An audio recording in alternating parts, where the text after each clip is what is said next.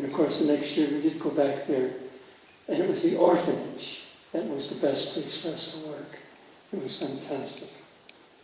Well,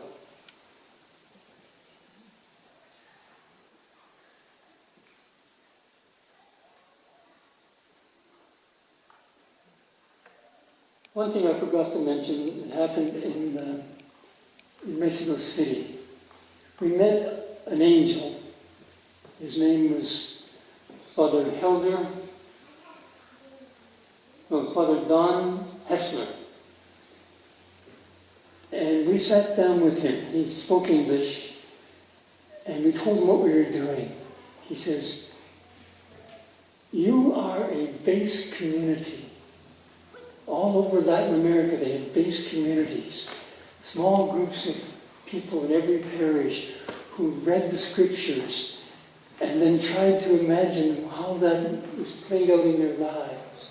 He says, "But you are a traveling base community. And your job is to listen carefully and reflect on the scriptures and reflect on what you're hearing." And that became a model for us. This is how we should operate. And it was, he was fantastic. And so we're on the way home, and we did a lot of check-ins on the way home. And I wrote down some of the things we checked in. We talked about the low points. Number one was bus failures. Number two was being behind schedule. But then we started talking about the high points. And I'm copying these from this journal. Hospitality of the families. Wow, they were so good to us. The friendships we developed among ourselves, but also with everybody we met.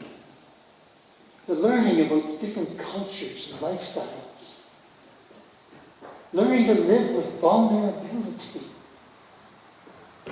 Learning to make decisions by consensus. Learning how to let go and let God. Because the plans never worked out the way we expected. Our vulnerability is what forced us to trust. And to trust that God knew what he was doing. Okay. Well, then we headed home and had these reflections on the way home. At our final Mass, it was really important to us, our final Eucharist sitting on the ground. I can't remember where it was. But we began to ask forgiveness of each other for the times that we may have hurt one another. That was a powerful thing. And we could own up to it. And we did own up to it. And we did forgive each other. It was fantastic. We even anointed each other. It's an amazing experience. And we got home. And we dropped the people off in Vancouver, moved back to Kelowna. But then we came back in September later on, and we all met in Vancouver, did some reflections on the meaning of our experience. And also the personal changes it brought to our own lives. Good thing. And then we kept meeting in Kelowna, the ones of us who had been there, Pat and Paul and I, and the 6 people who had gone with us. And we wanted to have a longer experience. So that was the birth of One World Africa, West Africa. And that's when we began to plan for that. And that was, brings us to another page. And you've seen a lot of these pictures too, because Paul and I were on it together, and something else. So,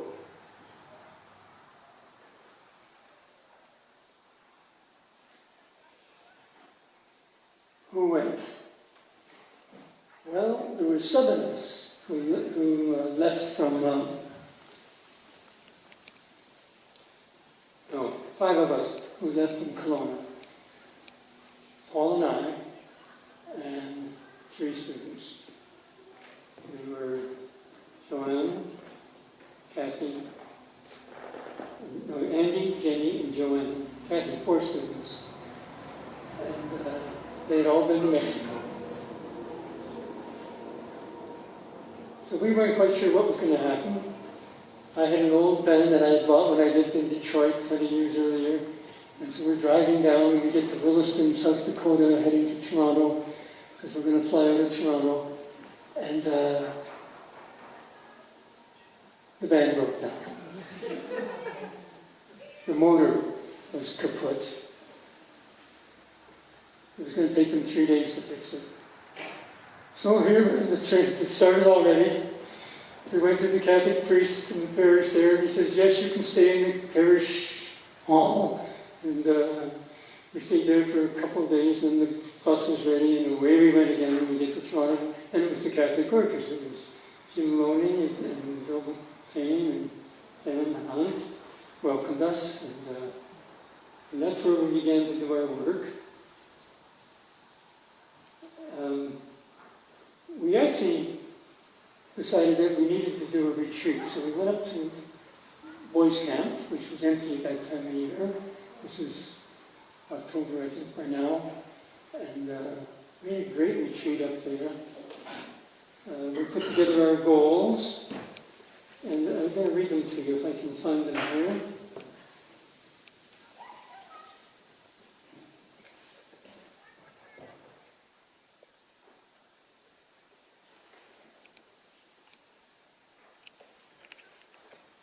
So listen to this. This is what we planned. Holy mackerel.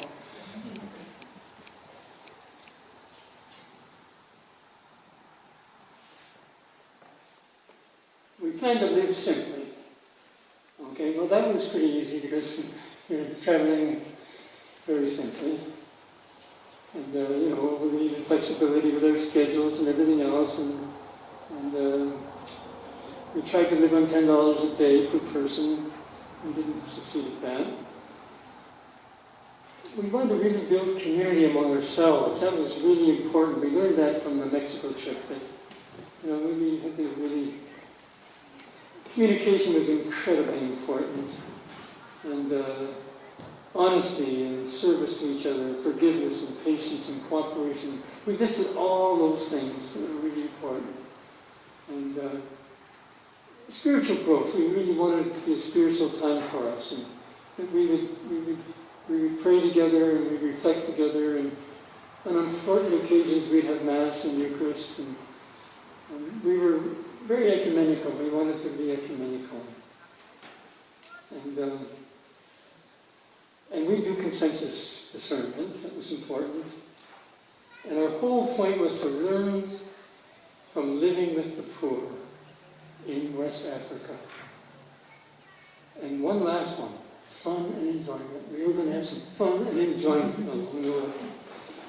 Well, we'd been joined by another person, a young man named David who came in from the States. He's a good friend of Paul's. Paul can probably tell us more about it. And when he got through listening to all our plans and what we planned to do, he came to us and said, well, he was kind of a, I don't know what the word would be. I mean, I would say something like a right-wing Catholic, but his whole point was to go to Africa to convert the Muslims. And we said, no, we're not going to convert the Muslims. We're going to be converted ourselves. And he said, that ain't where I'm going. So he had to leave. And that was too bad. That was difficult. Paul knows him much better, so that's the short form of that discussion. And Andy had to leave. And Andy had met the love of his life on the Mexico trip. And she was from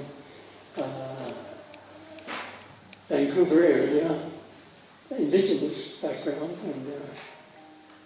And she called and said, guess what? I'm pregnant.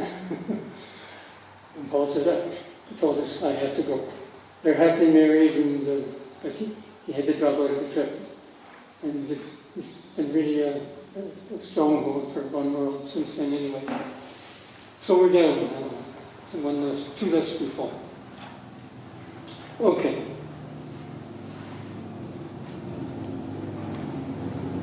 So, we're flying off. And we're going to fly into Brussels. But Paul has good friends in France. And we're going to go and visit them for a week. So we take the train down to Paris and we go down to Orleans. And we meet Paul's friends, and they are good friends. And most of us don't speak French, so it was kind of a hard time. But Paris was good. We spent some time there. And then we get back to Paris, and our train leaves from Paris back to Brussels. We missed the train by 1 minute. It means we missed the flight. The next flight is 4 days later. So we go back into Paris and we go to the airline, we get booked into another flight, and we spend 3 days in Paris. And this time we don't miss the train, we get to Brussels. And we end up, we fly into Niger. And it's a French-speaking colony, and so Paul is very good with French, and this is pretty good. So we take a taxi from the airport, and we go to the bishop's place, because I had written to the bishop, and we get to the bishop's place, and he looks at us and he says, "You're here?" He says, "Yeah." "Did you get my letter?" "What letter?" "The one that said, your plans won't work here?" "Oh. But you can stay in the guest house." "Oh dear." So we went to the guest house and we stayed there, and we did a lot of things. And we met a person called Janine, an American, and she was working at the embassy. But she had Tuaregs in the desert, and that's north of Niger. And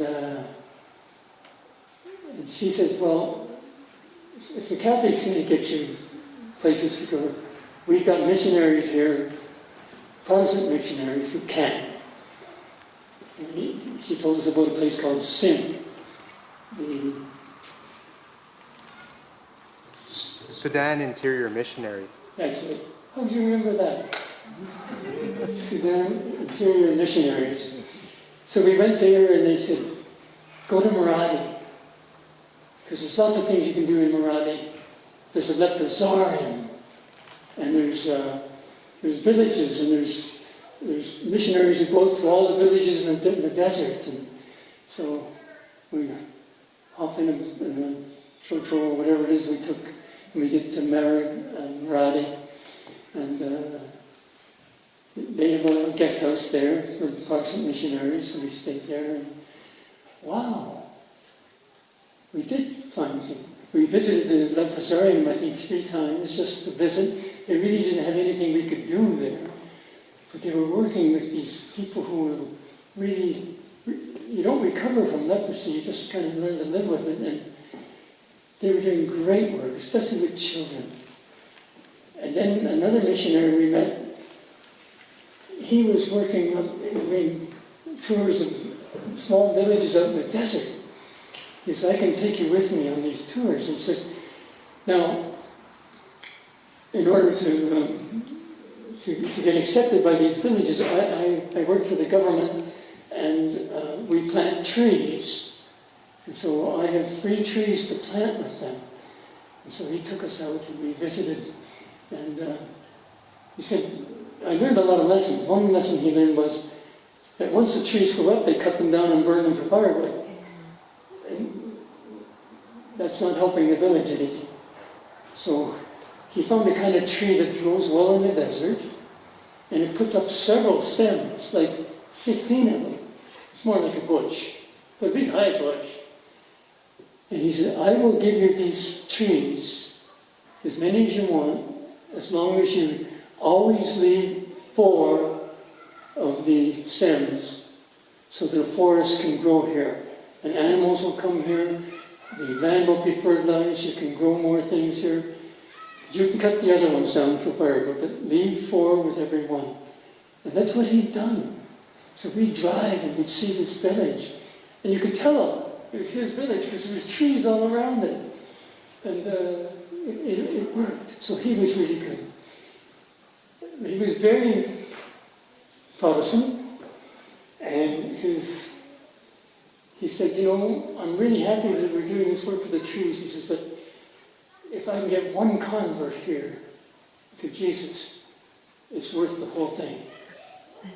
Okay. Okay. So anyway, that was good. And then we were there, we also met, there was a Catholic church in Mahadi. So we went there and met the pastor. His name was Jose, Father Jose. And he did the same thing. He went out to all these villages. And so we got out to one village with him. And there was only one Catholic family there. And we had this wonderful Mass sitting on a rug on the sand. And it was fantastic. And wow. So we asked him on the way back, you know, are many people converting to Catholicism? He says, well, that's up to God. If God wants to convert them, he will. My job is just to preach the gospel and to live it by my life. Right on. I says, this is it. So we got along really well with him. And we went back to Niamey after that.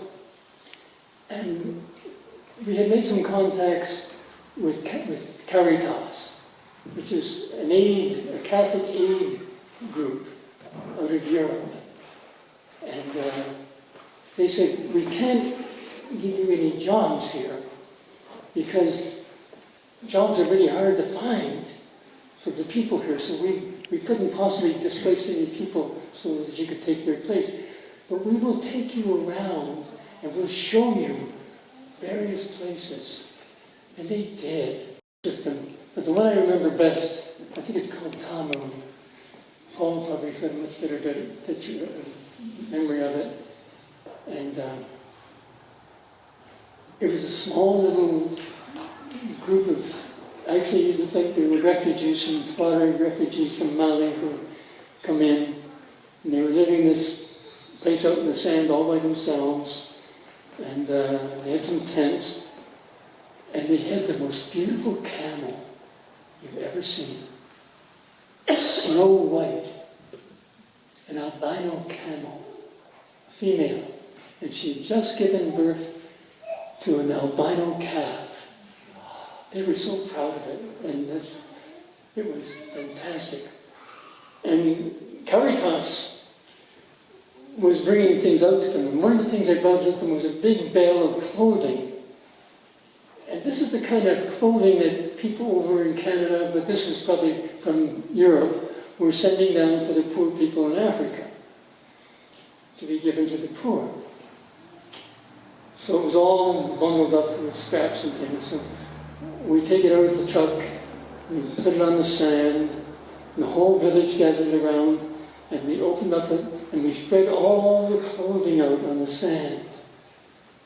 And then everybody in the village, especially the parents, went through and picked up everything that they needed. And wow, that was good. And then there was a lot of clothes left over. And somebody collected them all, and I said, what are you going to do with that? Oh, we take these to the market and we sell them. Oh. Well, I had seen in the markets where they were selling this kind of clothing that had been donated for the poor. And I said, what's going on here? I said, now I understand. That makes sense. They're selling them to get money to buy food for their families. It was good. Those spots in the market had a special name. They were called White Dead Men's Clothes. So that was a good experience for us. to learn that. Well, we went on. We got in a bus, and we decided the next place is going to be Burkina Faso, which is just north of Ghana. And we're going to spend a month there. I want to read to you what that bus ride was like, because I put it in my...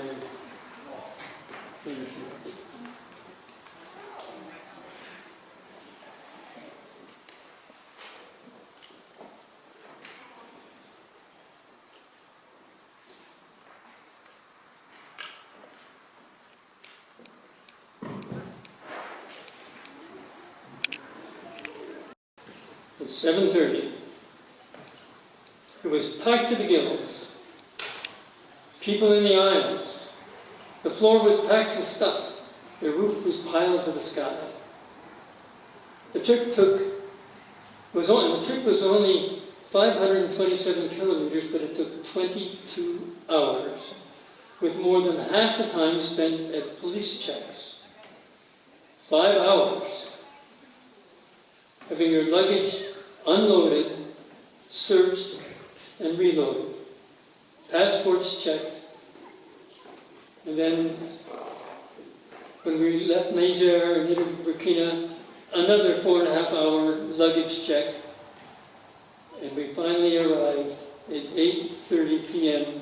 No, I'm sorry, the luggage check took from 8:30 p.m. to 2 a.m. We arrived in Ouagadougou, the capital, at 4:30 a.m. That was travel in West Africa. Oh boy. A lot of people were sleeping in the bus station. We were told, no, don't leave the bus station at night, it's too dangerous. But we asked around, they said there's a hotel just down the street.